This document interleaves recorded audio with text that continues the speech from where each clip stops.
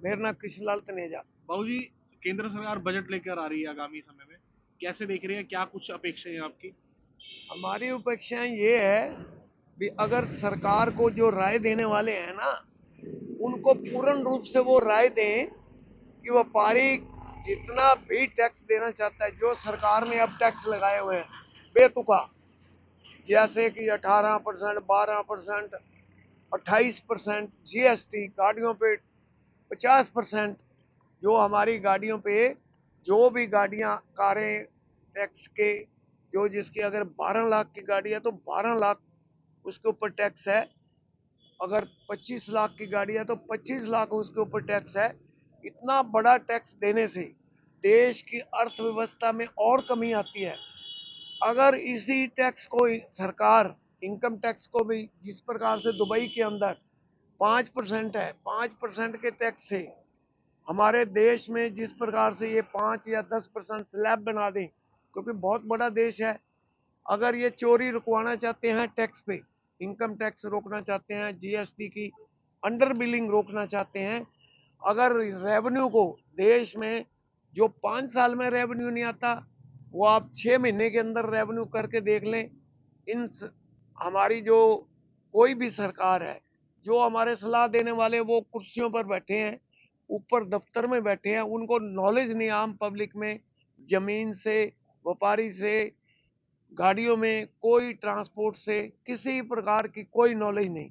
वो अपने बुक्स के अंदर टैक्स बढ़ा देते हैं, और जो कि सरकार जो पब्लिक के ऊपर डालती है, थोपती है, पब्लिक उसको अंडर बिलिंग करती है। मान लो वो टैक्स 18% है, 1 करोड़ के ऊपर 18 लाख कौन देगा?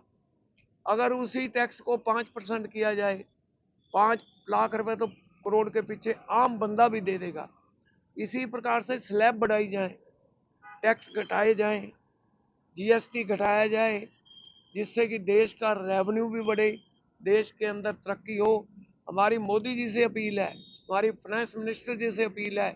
फाइनेंस मिनिस्टर को भी इतनी नॉलेज नहीं, जो कि इतना बड़ा टैक्स रेवेन्यू पहले आ रहा है देश के अंदर, जो अर्थव्यवस्था हुई है व्यापारियों के टैक्स देने से हुई है, ना कि सरकार तो खर्चे खर्चे करती है। जहां भी काम करे खर्चों का ही काम है। टोल लगे हुए हैं, टोल को घटाए। इसी प्रकार से कई इनकम टैक्स हैं, 35-40%, 10% से लेकर 30%, 35%, 40%। इस टैक्स को एक ही स्लैब पे ले आए, नहीं तो 2 स्लैब करे, 3 स्लैब करे। 5% से 10%, 15% तक स्लैब होनी चाहिए इनकम टैक्स की। अगर वो 5% करते हैं तो बहुत ही बढ़िया। जिस प्रकार से दुबई की तरक्की है, दुनिया देखने आती है इसको, उसको तो 5% में फ्री पोर्ट किया हुआ है। शेयरों के ऊपर वहाँ कोई टैक्स नहीं।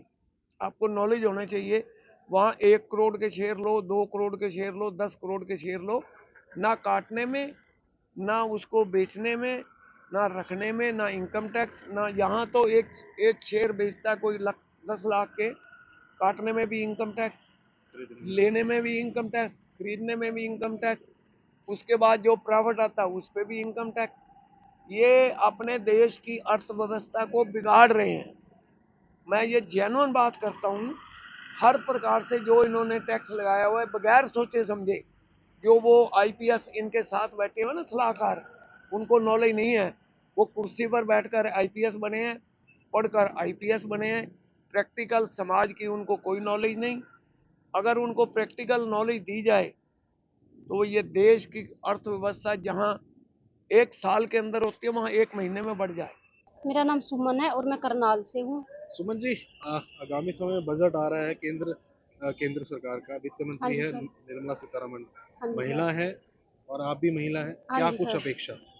सर मैं मैम से ये रिक्वेस्ट करना चाहूँगी कि दिन प्रतिदिन महंगाई बढ़ती जा रही है और इसमें गरीब परिवार और नीचे दबता जा रहा है, क्योंकि गरीब परिवार पूरा दिन मेहनत करके वो खाना नहीं खा सकता है एक सब्जी रोटी के साथ, दाल रोटी के साथ।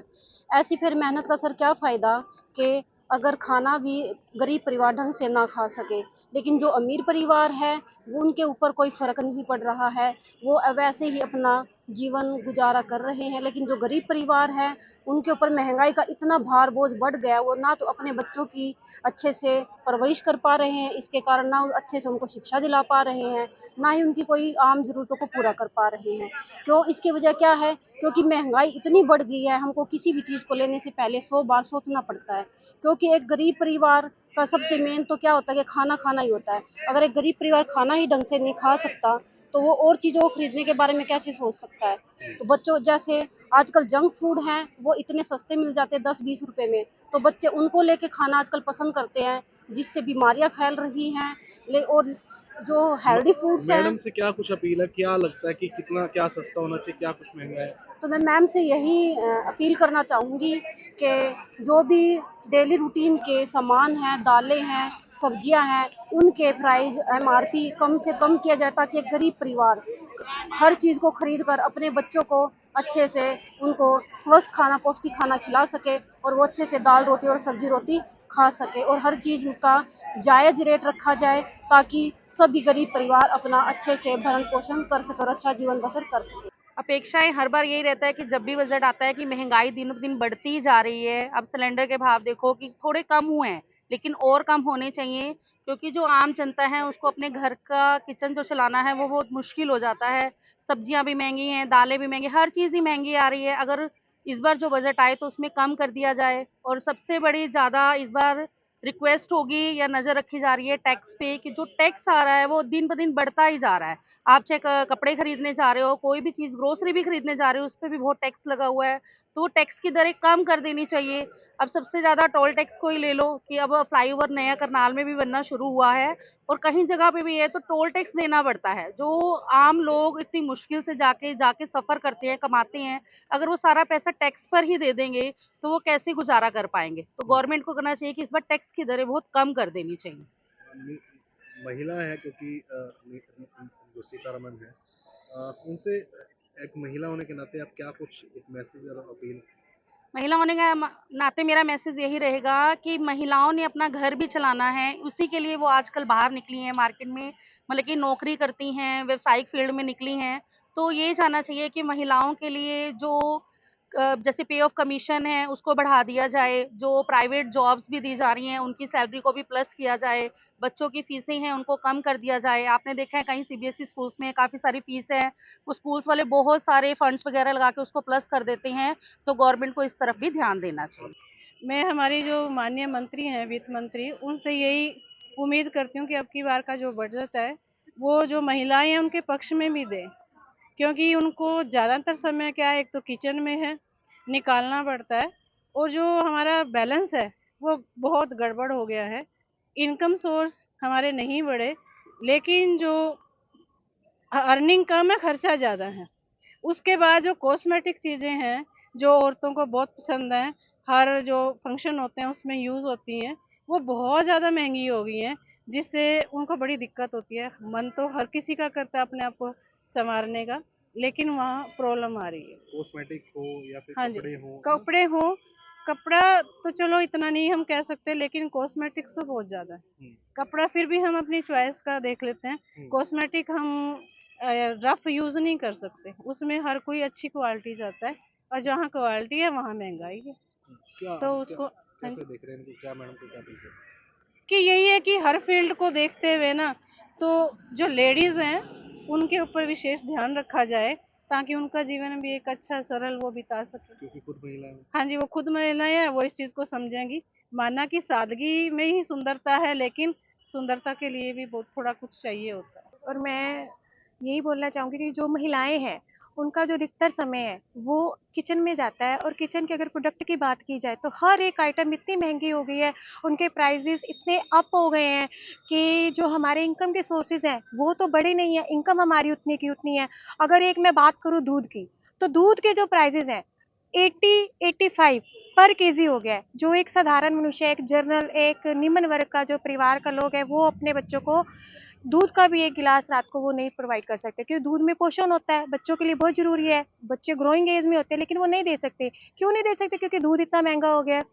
दूध, दालें, जितनी भी हमारी घी को लगा लो आप, घी के प्राइजेस और तेल, जितनी भी ये हमारी खाद्य सामग्री की आइटमें हैं, इतनी महंगी हो गई है क्योंकि इनके बिना अगर हम अच्छा पोषण नहीं खाएंगे, अच्छा पोषण हमारे शरीर को नहीं मिलेगा, पोषक युक्त तत्वों से हम भोजन नहीं करेंगे, तो हमारे शरीर में क्या है, बीमारियां लग जाएंगी।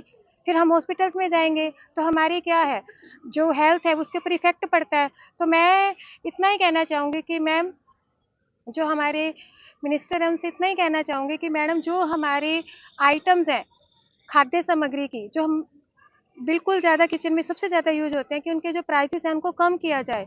एक गरीब परिवार को देखते हुए उनके प्राइसेस जो हैं कम किए जाएं। नहीं, ये बिल्कुल सही है। कल केंद्र सरकार अपना वार्षिक बजट लेके आ रही है और जहाँ बजट में किसानों की हिस्सेदारी की बात है, उसमें किसानों को हमें कोई उम्मीद नहीं दिखाई दे रही। देश आजाद हुआ, देश आजाद के बाद बहुत सारे बजट पेश किए गए और कृषि प्रधान देश होते हुए यहाँ का बजट खेती का अलग से होना चाहिए, क्योंकि यहाँ उद्योग भी सारा खेती आधारित है। तो यहाँ रेलवे का बजट भी अलग है, डिफेंस का भी अलग से बजट है। तो जो खेती इतना महत्वपूर्ण इशू है देश में, तो इसका बजट आज तक क्यों नहीं अलग से पेश किया गया। तो मैं प्रधानमंत्री जी से ये मांग करूंगा, नरेंद्र मोदी जी से, कि आप एक सुनहरे भारत के लिए एक बजट लेकर के आए कल। अभी भी टाइम है सरकार के पास पिटारे में डालने के लिए। जो बजट का पिटारा है उसमें एमएसपी खरीद गारंटी का कानून बनाए, जो देश के मजदूर, किसान, रेडी फड़ी, छोटे जो तबके के जो लोग हैं उनको कर्ज मुक्त किया जाए। और हमें ये पूर्ण रूप से ये मांग जारी किए हुए हैं। इसके लिए हम आंदोलन भी शांतिप्रिय तरीके से देश में चला रहे हैं और एमएसपी खरीद गारंटी का मुद्दा पूरे देश में चला हुआ है। तो अच्छा होगा कि प्रधानमंत्री जी कल स्वयं अपने आप एमएसपी खरीद गारंटी के कानून की घोषणा करें और एक इससे अच्छे भारत का, सुखदायी भारत का इससे निर्माण होगा। और जो बजट जो पीछे पेश किए गए हैं उनसे हमारा बिल्कुल 40-42 साल का तो मेरे जीवन का सीधा सीधा अनुभव है। बजट बनता है, लिखा जाता है और बाद में धीरे धीरे धीरे बजट है ना सरकारी लोगों के सामने सरेंडर कर जाता है। तो नहीं, उनकी मतलब इसलिए कर जाता है कि एक तरफा उनका सारा होता है, इसमें उनके अधिकार क्षेत्र में उनके अधिकार है। और जनता तो आज भी सपने संजोएगी कि भाई कल बजट आएगा, लेकिन बजट आएगा। अच्छा, पिछले साल पशुपालन के 12,000 करोड़ रुपया समथिंग पशुपालन के लिए कहा था। मैं ही पूछना चाहता हूँ आपके माध्यम से, वो इतना बड़ी पिछले बार चर्चा थी, बड़ा भारी उसको उछाला गया कि पशुपालन दूध क्षेत्र में से क्रांति आएगी। भैया आप बता दो पिछले साल में वो क्रांति कराई। तो इसलिए आंकड़े आएंगे और आंकड़े प्रदर्शित किए जाएंगे, उसके अलावा उसमें कुछ नहीं होगा। भाई बजट से क्या उम्मीद करें? आपके सामने है कि इस सरकार को बड़े हुए 10-11 साल हो चुके हैं और 10-11 बजट आ चुके हैं सरकार द्वारा। तो बताओ किसी में क्या हुआ? कुछ नहीं है, देश वही पुराने डर्रे पर चल रहा है।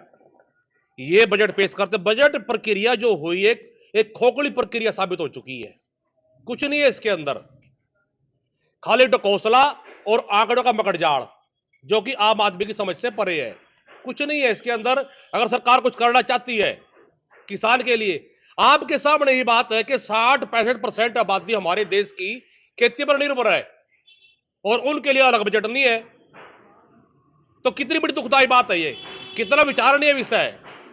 तो हमारा तो यही कहना है, अगर बजट में कुछ करना चाहती है सरकार, के किसान के लिए कुछ करना चाहती है और देश में कुछ लाना चाहती है, तो बजट में एमएसपी गारंटी कानून बनाए और किसानों को जो कर्ज मुक्ति की बात है उसको लागू करें। नहीं तो कोई फायदा ही नहीं है इसका बिल्कुल भी।